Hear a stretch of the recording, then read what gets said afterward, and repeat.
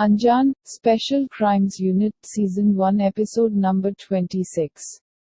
In this episode, an aristocrat kills graveyard workers when they deny her wish to be buried beside her husband. Vikrant and Aditi must uncover her true intentions.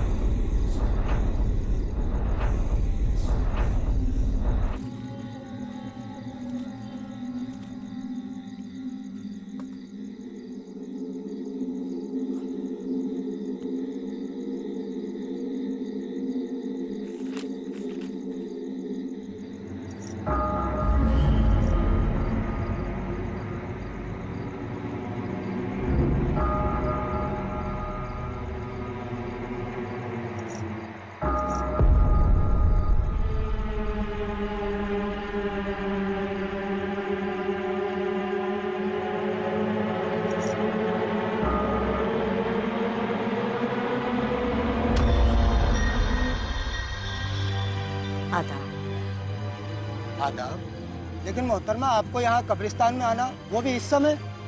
देखिए, बुरा मत मानना, नामंजूर है। कोई मसला है क्या आपका? हमें कब्र खुदवानी है। अच्छा, आप नाम बताइए, मैं लिख देता हूँ। बेगम नूर बानो। इंतकाल किसका हुआ है? किसी का भी नहीं।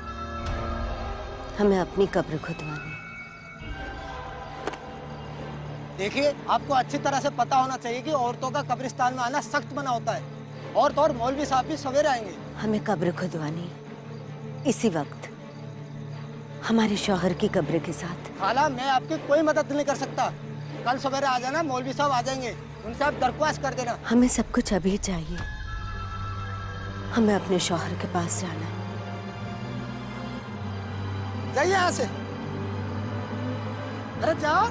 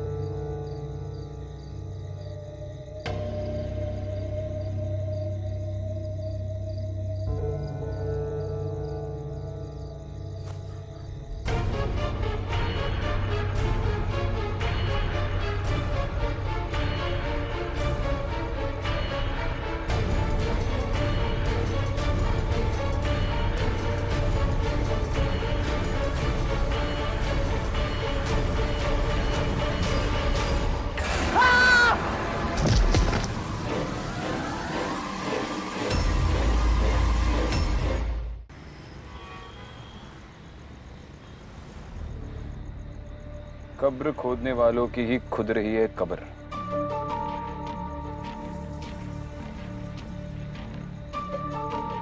कब्रिस्तान में कब्र खोदने वाले को कोई क्यों मारेगा, वो भी इतनी बेरहमी से। तुमने गौर किया?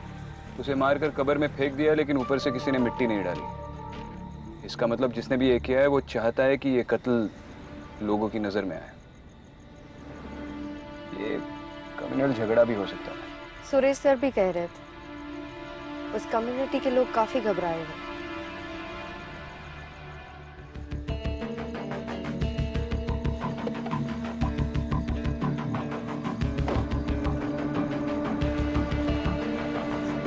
सर, मैं इकबाल खान। लोकेशन कहाँ है? सर आइए। मैडम आप यहीं रुकिए।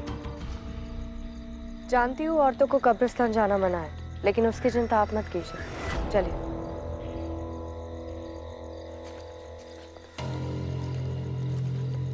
सर यही जगह है।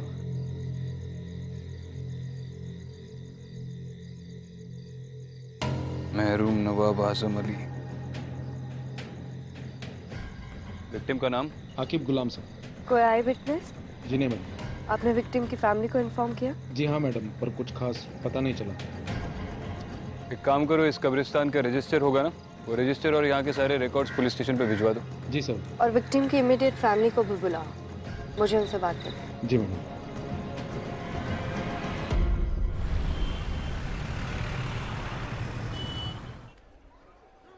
माफ कीजिए, आपसे कुछ सवाल पूछने थे, इसीलिए अभी आपको तकलीफ दी। आप ठीक तो है? अब कुछ ठीक नहीं हो सकता। एक बेटी है हमारी, हर वक्त पूछती रहती है अब्बू कहाँ, अब्बू कब आएंगे। मना किया था आपने, कब्रिस्तान का काम मत करो, कोई और नौकरी भी तो ढूंढ सकते हो। कहते थे खुदा का दिया हुआ काम है, ठुकराते नहीं। आकिब ने कब्रिस्तान की नौकरी कब से शुरू की?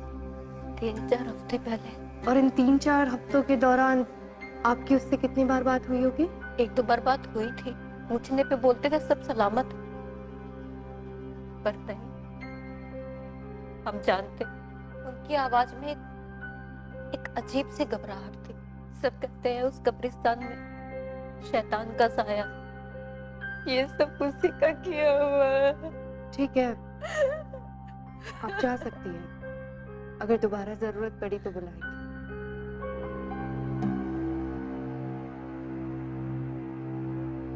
क्या हुआ विक्रम, कुछ मिला? बेगम नूर बानो, आकिब के रजिस्टर में आखिरी एंट्री। समझ में नहीं आ रहा है इन्वेस्टिगेटिंग टीम ने इतना बड़ा लीड इग्नोर कैसे कर दिया। सिर्फ नाम लिखा है, बाकी के सारे कॉलम्स ब्लैंक हैं।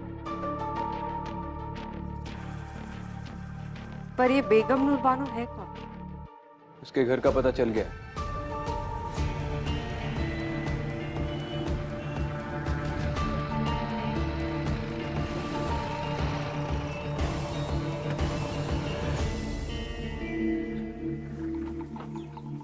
रुको यहीं पे।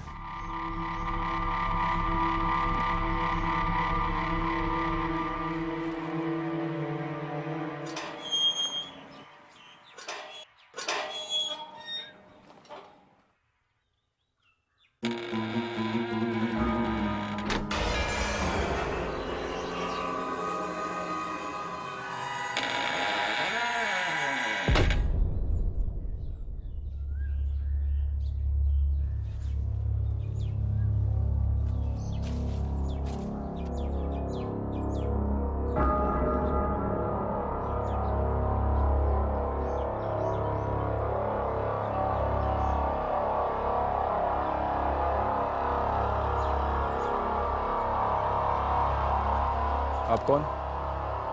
हमारी छोड़िए, आप बताइए कि आप कौन? पुलिस। एक इन्वेस्टिगेशन के सिलसिले में यहाँ पर आए हैं। आप अंदर नहीं जा सकते। अच्छा, आप रोकेंगे पुलिस को? नाम क्या है तुम्हारा? नासिर। ये हवेली किसकी है? हमारे नवाब साहब की। वो है अंदर? नवाब साहब को गुजरे हुए जमाना हो गया है। हम नवाब साहब के खानदानी मुलाजिम हैं। नवाब साहब के गुजरने के बाद हम बेगम नूर की खिदमत में लगे हुए हैं। बेगम साहिबा ने खास हिदायत दे रखी है कि कोई उन्हें परेशान ना करे, और वो खुद भी बाहर नहीं निकलती है। आपके नवाब साहब का नाम क्या था? मरहूम नवाब आजिम अली। और आपकी बेगम नूर बाहर नहीं निकलती, मतलब कब से वो हवेली के अंदर ही रहती है? ये आज की बात नहीं है।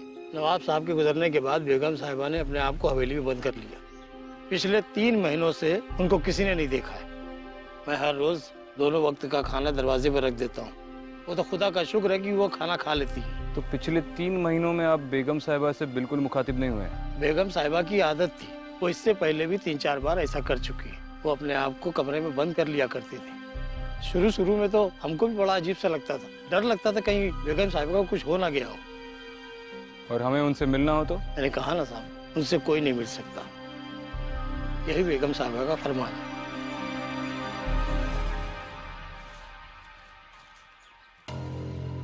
मरहूम नवाब आजिम अली, कुछ याद आया?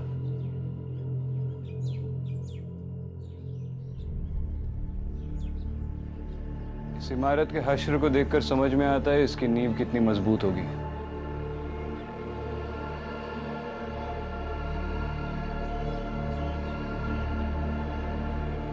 क्या कर रहे हो इकरा? भूख लगी है?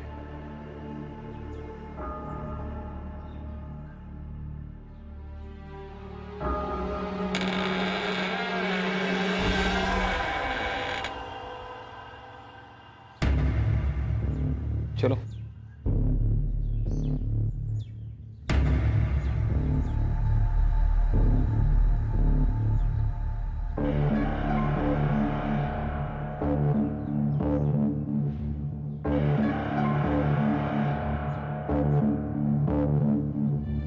बहुत बड़ी हवेली है, एक जमाने में काफी शानदार रही होगी। इसकी हालत देखकर लगता नहीं है यहाँ पर कोई रहता होगा।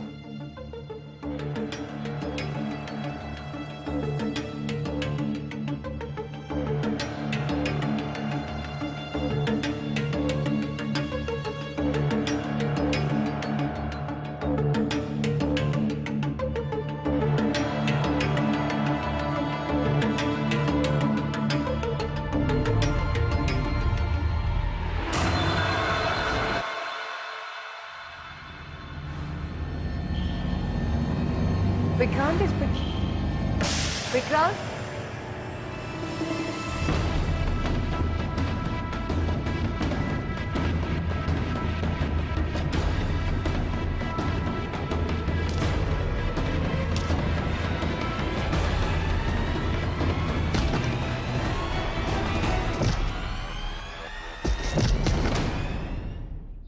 छोड़ दिया साहब, छोड़ दिया साहब। क्यों बे?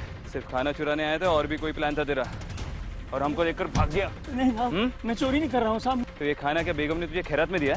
हाँ? नहीं साहब, ऐसी बात नहीं है साहब। पहले ये सामान सब अंदर जाता था और अभी कुछ ही दिनों से देख रहा हूँ कि ये सब बाहर ही रखा रहता है, तो इसलिए मैं ही उठा लेता हूँ साहब।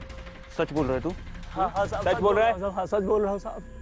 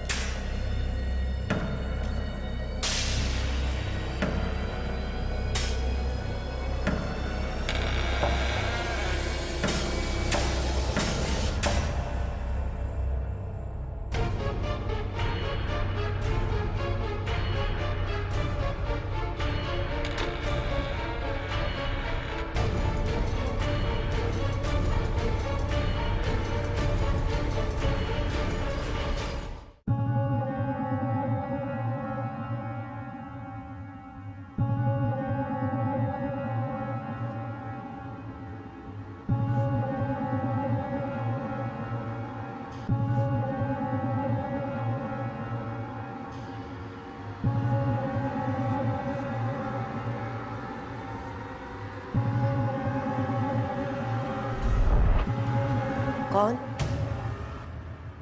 कौन है वहां?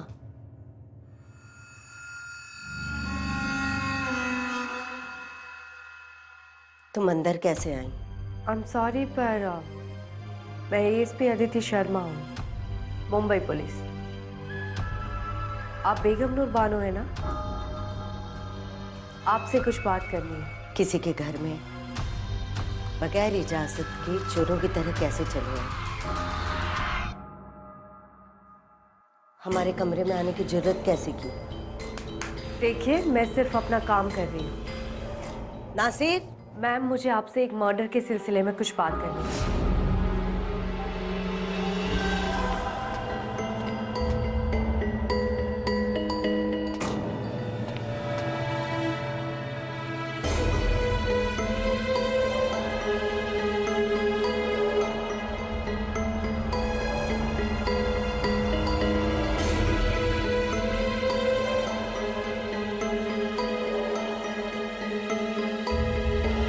हमें अपने शौहर के पास जाना। शौहर? नहीं, मैं तो आपसे ये पूछने आई थी कि उस कब्रिस्तान में अदिति,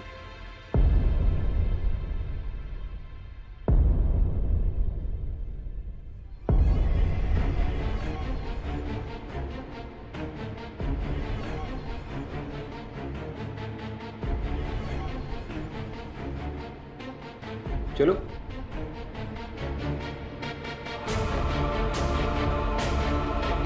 हाँ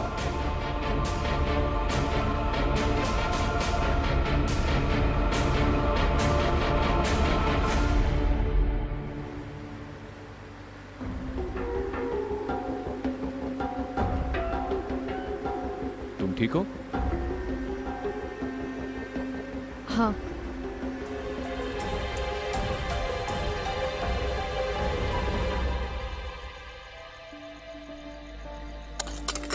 क्या जिंदगी है यार, रोज रोज एक ही काम। इससे अच्छा तो मैं मर जाऊं।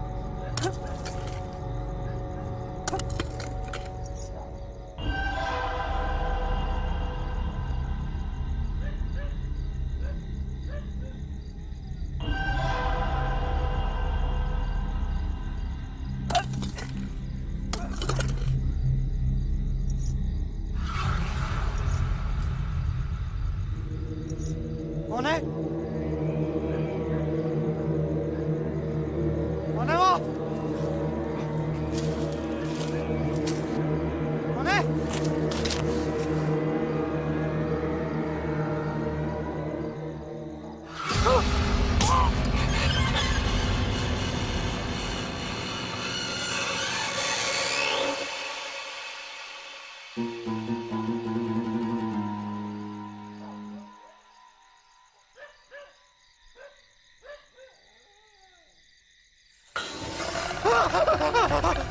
मुझे माफ कर दो, मुझे माफ कर दो। हमें अपने शौहर के पास जाना है। यासिर, बचाओ! हमें अपने शौहर के पास जाना है।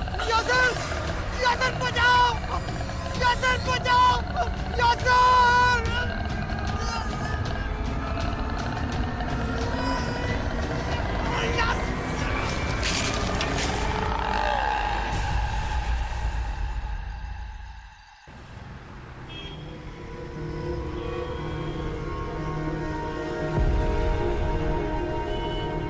इतने लोग कब्रिस्तान में मारे जा रहे हैं सर, आप लोग क्या कर रहे हैं? आप कुछ भी नहीं कर पा रहे हैं, ऐसा क्यों सर? कुछ नहीं होता आप लोगों से, बस हाथ पे हाथ रख के बैठे रहिए। तुम सही कह रहे हो। अरे कांस्टेबल, इन्हें पानी पिलाओ, ठंडा करो इन्हें, गर्मी बहुत बढ़ गई है इनमें। क्या बात है, क्यों गला फाड़ रहे हो? सब वो शाकिब मेरा भाई था। आगे बोलो। सब उस रात को जब मैं उसके लिए खाना लेके गया, जैसे मैं दरवाजे के पास पहुंचा तो उसके चिल्लाने की आवाज आ रही थी। ऐसा लगा जैसे वो किसी से माफी मांग रहा है। मैंने आसपास बहुत ढूंढने की कोशिश करी लेकिन सब वहां पे कोई था नहीं। आखिर कब तक ऐसे कब्रिस्तान में लोग मरते रहेंगे साहब? हमें जवाब चाहिए। सही वक्त आने पर सारे जवाब मिल जाएंगे। अभी तुम लोग घर जाओ। मेरे ख्याल से ये सब कुछ बेगम नूर कर रही है। इसका मतलब दिन भर घर पे छुपकर बैठने वाली रात को बाहर निकलती है। विक्रांत, तुमने बताया था ना, उस गरीब आदमी ने कहा था कि पिछले कई दिनों से मुलाजिम का रखा खाना किसी ने नहीं उठाया और खाना खाए बिना कोई जिंदा नहीं रह सकता। तो इसका मतलब ये है कि वो मर गई है और उसकी आत्मा ये सब कुछ कर रही है। उस मुलाजिम ने भी कहा था कि बेगम नूर महीनों तक बाहर नहीं आती है, तो हो सकता है कि अकेलेपन में उसकी मौत हो गई हो और किसी को पता नहीं चला हो। और मेरे ख्याल से उसकी बॉडी अभी भी उसी हवेली में। अब इसका जवाब तो वो हवेली ही दे पाएगी। खाना खाया तुमने? नहीं, क्यों? नहीं, उस मुलाजिम ने खाना घर के बाहर तो रखा ही होगा और अब तो वो चोर भी पकड़ा गया। अरे तुमने ही तो कहा खाने के बगैर कोई जिंदा नहीं रह सकता।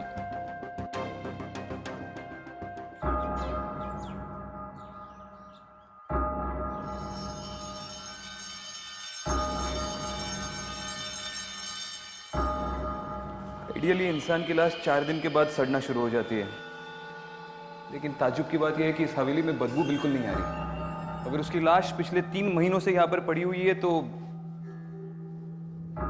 बदबू जरूर आती है। कोना कोना छान मारो and Aditi look for a stench.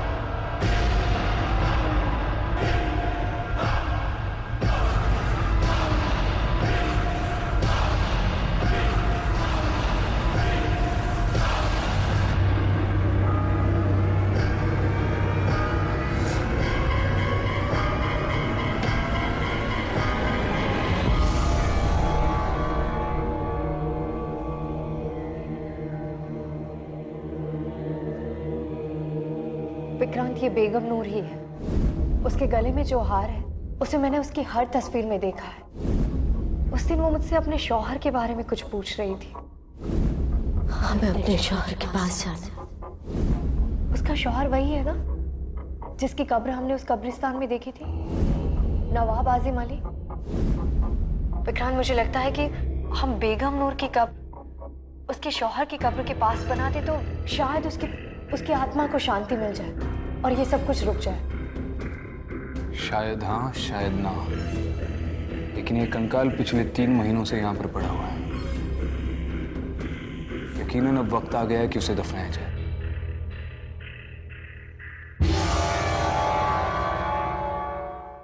चलो, खुदा का लाख लाख शुक्र है कि अब अपने सर से मुसीबत हमेशा के लिए टल गई।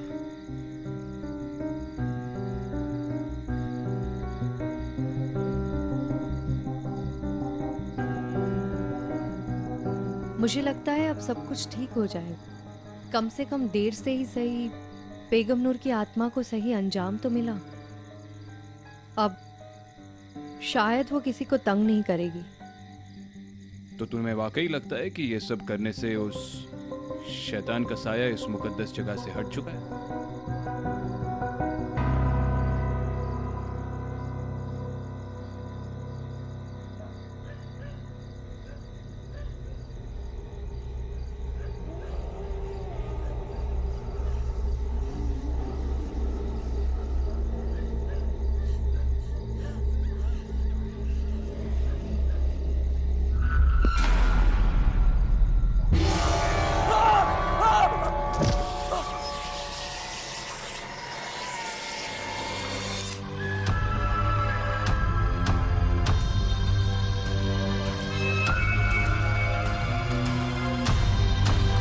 हमें अपने शौहर के पास जाना है। बेगम नूर बानो, नवाब आजिम अली, क्या लाइफ रही होगी इनकी एक जमाने में। मुझे तो दिलचस्पी इस बात की है कि अब इतनी बड़ी प्रॉपर्टी का क्या होगा। अब ना तो नवाब रहे ना ही बेगम साहिबा।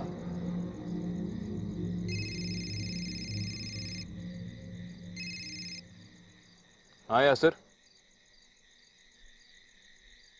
क्या? अच्छा ठीक है, बाद में बात करता हूँ।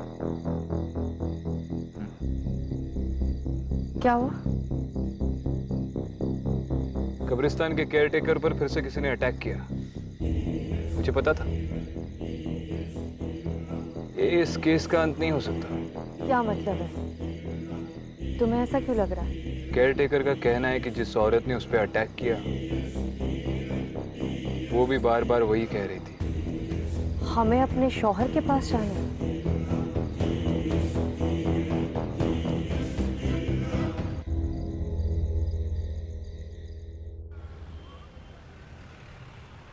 नवाब साहब बहुत ही इज्जतदार आदमी थे।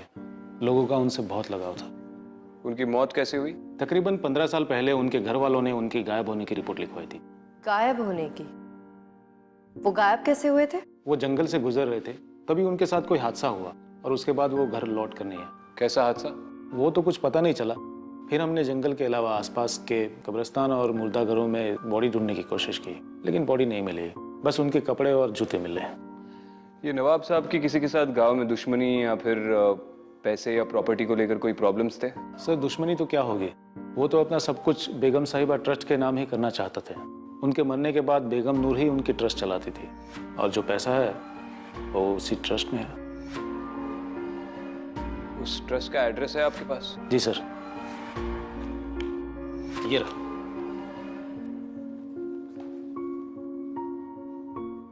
ओल्ड भोपाल।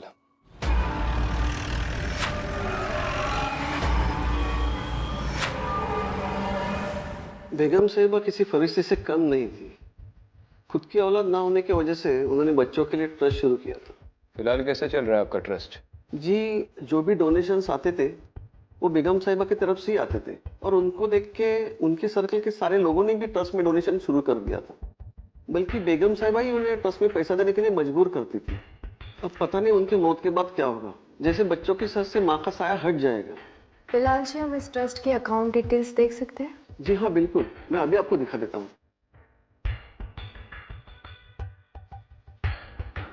जी देखिए,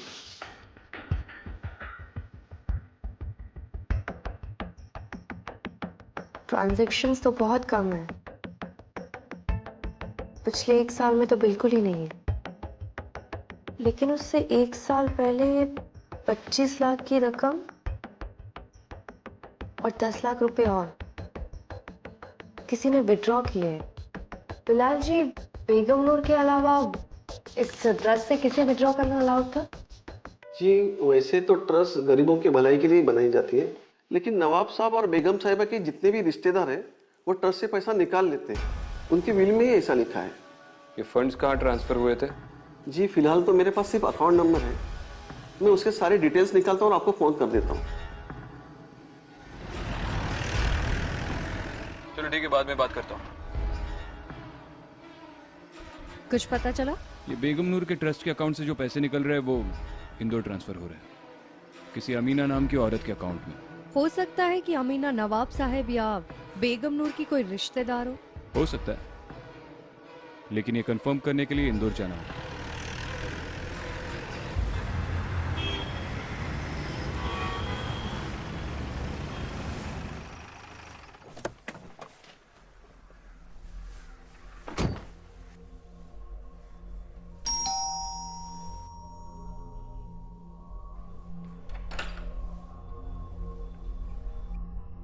जी बोलिए, आप कौन? आप अमीना? जी आप? मुंबई पुलिस, आपसे कुछ बात करनी है, अंदर आ सकते हैं?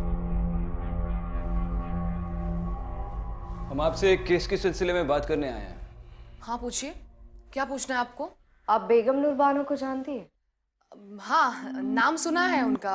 अच्छा, तो उनके ट्रस्ट से पहले 25 लाख और फिर 10 लाख, टोटल मिला के 35 लाख आपके अकाउंट में कैसे जमा हुए?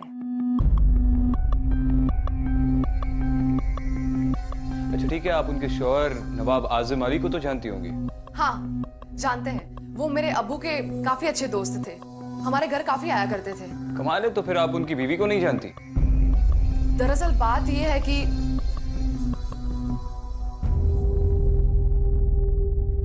अमीना जी, इन तस्वीरों में आपके शौहर नहीं दिखाई दे रहे।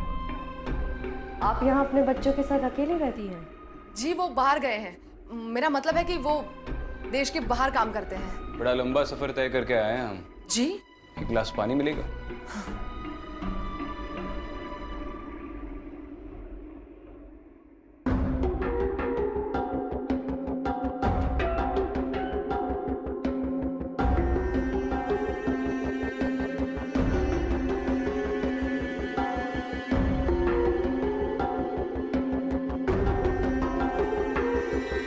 शुक्रिया।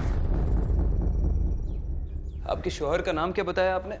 जी आजिम शेख। उनकी कोई तस्वीर देख सकती हूँ मैं? आपके मोबाइल में तो होगी। हाँ।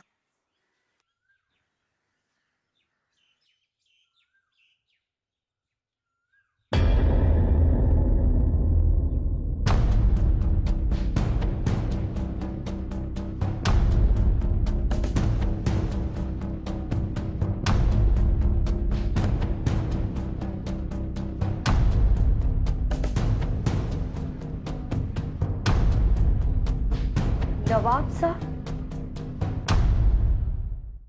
लेकिन आप लोग कौन हैं? अरे नवाब साहब आइए, बैठिए बैठिए, आप ही का घर है, आइए आइए।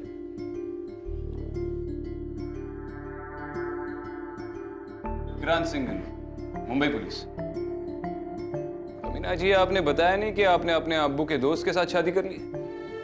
पुलिस को गुमराह करने का नतीजा जानती है आप? देखिए जनाब, आप जो भी हैं अपने वजूद में रहकर बात कीजिए। यहाँ इज्जतदार लोग रहते हैं। किस इज्जत की बात कर रहे हैं आप नवाब साहब?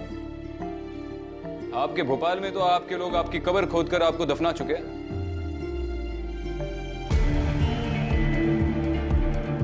नवाब साहब, आपकी पहली बीवी बेगम नूर बानो आपको 15 साल से ढूंढ रही है और आप यहाँ पर? शर्म नहीं आती आपको? जरा सी भी इंसानियत नहीं है? मोहतरमा, दायरे में रहकर बात कीजिए।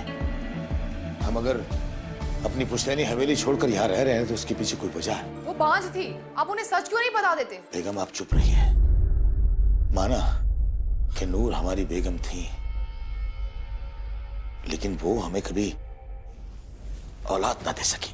हम हमेशा उनकी औलाद से महरूम रहे। शायद इसी गम में वो पगला गई। हमने सोचा धीरे धीरे सब ठीक हो जाएगा, लेकिन नहीं हो सका। जब पानी हद से गुजर गया, जब बात हद से बढ़ गई, तब हमने यह रास्ता अख्तियार किया। माना कि वो हमें कभी तकलीफ नहीं देती, ना हम उन्हें कभी तलाक देते, ना वो हमसे कभी तलाक मांगती।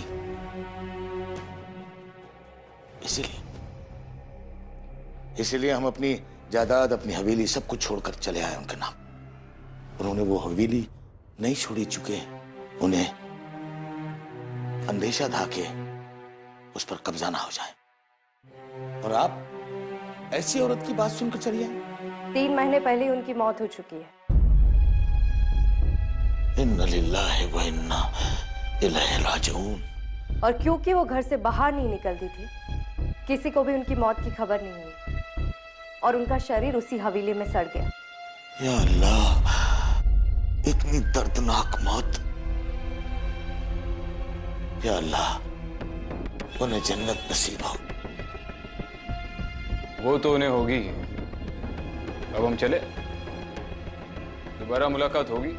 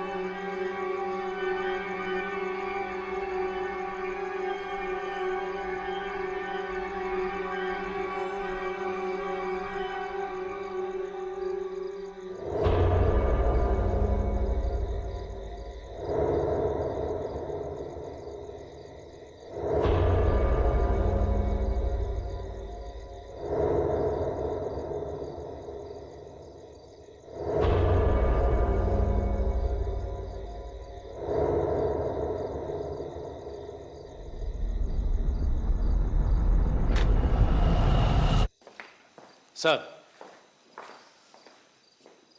अभी अभी खबर आई है नवाब साहब भोपाल लौट आए हैं। उन्हें हवेली की ओर जाते हुए देखा गया सर।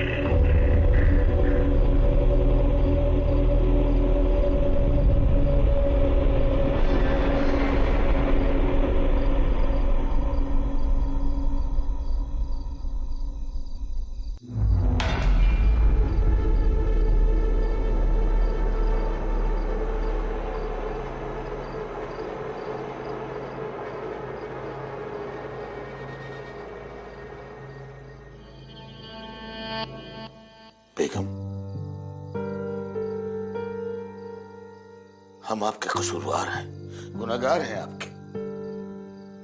बहुधा हमारा मकसद आपको तकलीफ देना नहीं था, लेकिन क्या करते, थक गए थे। हमने आपके साथ बहुत बुरा किया, हमें माफ कर दीजिएगा, माफ कर दीजिएगा।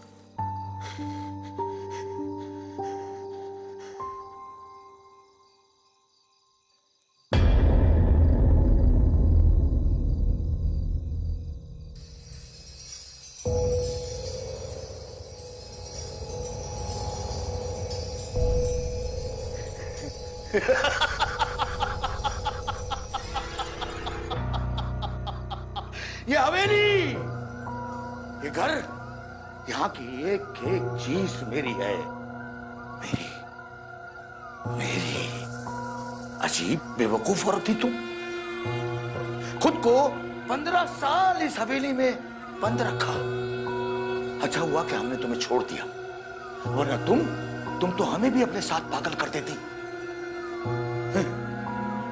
बेगम नूर, अरे अगर मरना ही था तो 15 साल क्यों हमें हमारे ही घर से दूर रखा?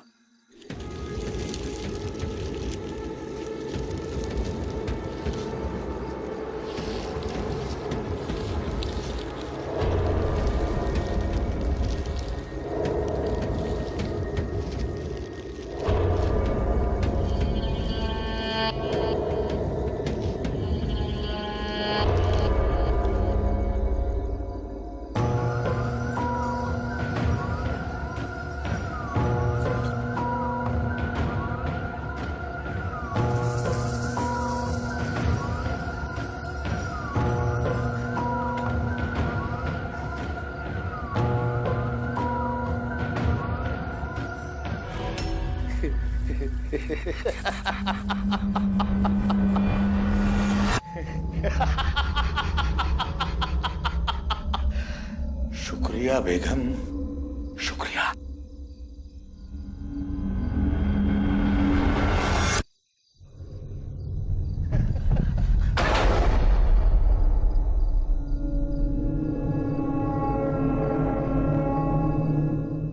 दरवाजा खोलो, दरवाजा खोलो। नासिर, कहाँ जा रहे हैं आप?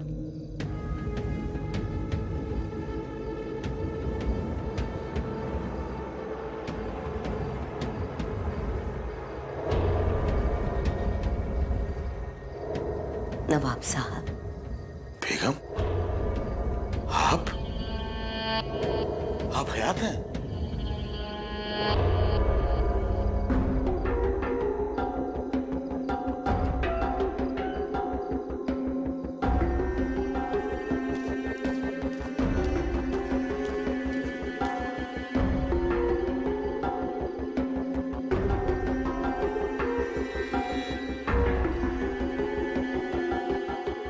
साल 15 साल इंतजार किया आपका, अब कह नहीं जाएंगे आप। लेकिन पुलिस वाले तो बोल रहे थे कि आप मर चुकी हैं। मौत की खबर तो आपकी भी सुनी थी। ये नहीं हो सकता, ये सब आपकी नौटंकी है। मैं सब पुलिस को खबर कर दूंगा अभी अभी।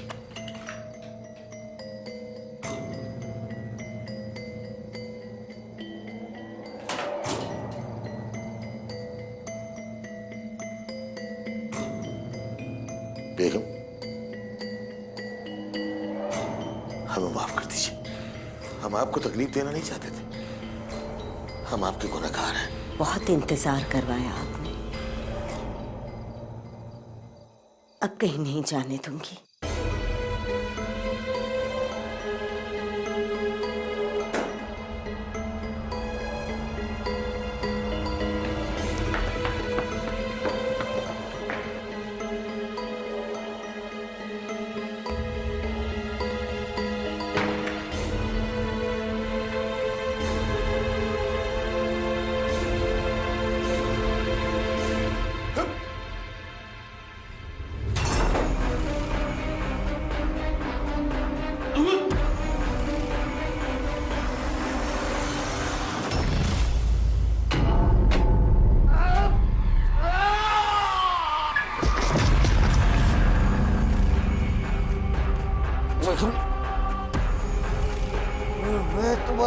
पहरेदार, ये सब कुछ मैंने ऐसे के लिए किया।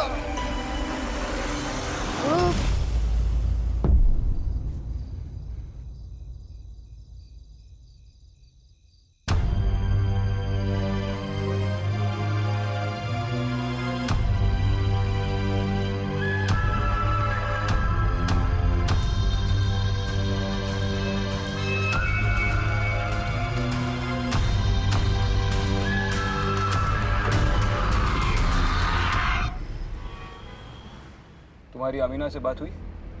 हाँ, इन्फॉर्म कर दिया और कब्रिस्तान कम्युनिटी वालों की रिक्वेस्ट के बारे में भी बताया। सरप्राइजिंगली वो मान भी गई। कौन सी रिक्वेस्ट? वो लोग चाहते थे कि नवाब साहब की कब्र बेगम नूर की कब्र के पास बनाई जाए ताकि उनकी आत्मा को शांति मिले। और अमीना इस बात को मान गई?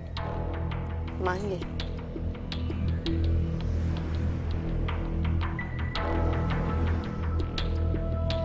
क्या सोच रही हो? यही कि नवाब साहब का सच जानने के बाद मुझे नहीं लगता है कि बेगम नूर उनकी कब्र के पास रहना चाहती है। तुम्हारा ये बेगम नूर के साथ का रिश्ता मुझे ठीक नहीं लग रहा है। क्या मतलब है? तुम इंसानों के साथ रिश्ता क्यों नहीं रखती?